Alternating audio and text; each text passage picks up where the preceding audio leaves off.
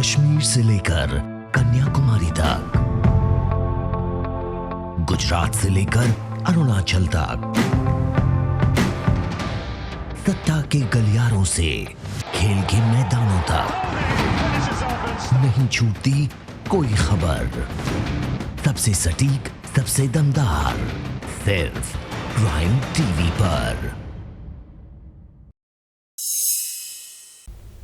लोकसभा चुनाव 2019 के मद्देनजर आप कांग्रेस गठबंधन हो गया है या नहीं, इस पर से मनीष सिसोदिया ने पर्दा उठाते हुए साफ किया है कि उन्होंने तो बहुत कोशिश की, कई फॉर्मूले कांग्रेस के सामने रखे, लेकिन कांग्रेस तैयार नहीं हुई। सिसोदिया ने कहा कि हम कांग्रेस के भ्रष्टाचार के खिलाफ लड़ते हुए सत्ता में आए।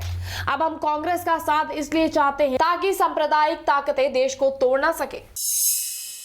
उत्तरी कश्मीर में बारामूला जिले के सोपोर में शनिवार को आतंकी और सुरक्षा बलों के बीच मुठभेड़ हुई। सुरक्षा बलों ने कार्रवाई करते हुए एक आतंकवादी को मार गिराया है। मारे गए आतंकियों के पास से एक पिस्टल और 3 ग्रेनेड मिले हैं। सुरक्षा बलों की ओर से आसपास के पूरे क्षेत्र में सर्च ऑपरेशन चलाया जा रहा है। चारों ओर से गिरता देख बैकफुट पर आई साध्वी प्रज्ञा ने शहीद आईपीएस अधिकारी हेमंत करकरे पर दिया अपना बयान वापस ले लिया है। साध्वी प्रज्ञा ने कहा है कि मेरे बयान से मैं दुश्मन को बल मिलता है तो मैं अपना बयान वापस लेती हूं। साध्वी ने कहा कि करकरे पर मेरा बयान बिल्कुल निजी है क्योंकि पीड़ा मैंने सही है। उन्होंने कहा कि यह बयान बिल्कुल मेरा निजी बयान था।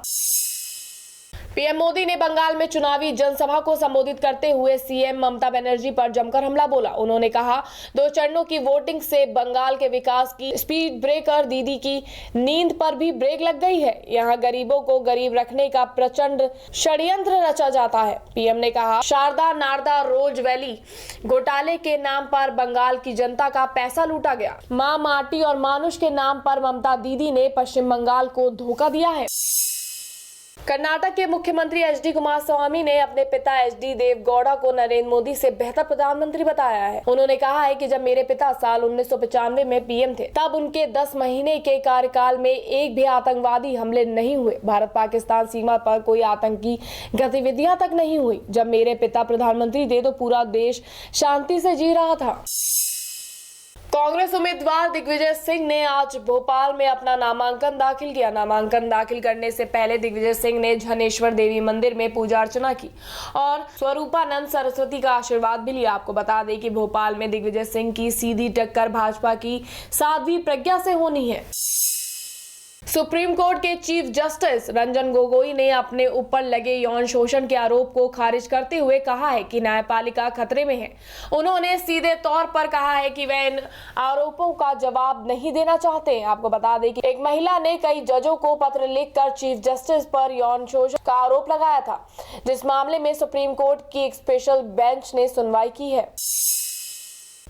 यूपी और उत्तराखंड के मुख्यमंत्री रहे एनडी तिवारी के बेटे रोहित शेखर तिवारी की मौत हार्ट अटैक से नहीं हुई बल्कि उनकी हत्या की गई है। पोस्टमार्टम रिपोर्ट में यह खुलासा हुआ है कि उनकी हत्या नशे में गला और मुंह दबा कर की गई है। दिल्ली क्राइम ब्रांच इस सिलसिले में उनके परिवार से पूछताछ कर रही है। इनमें उनकी पत्नी और भाई शामिल हैं। समझा जा रहा है कि हत्या करने वाला घर के अंदर का ही कोई है।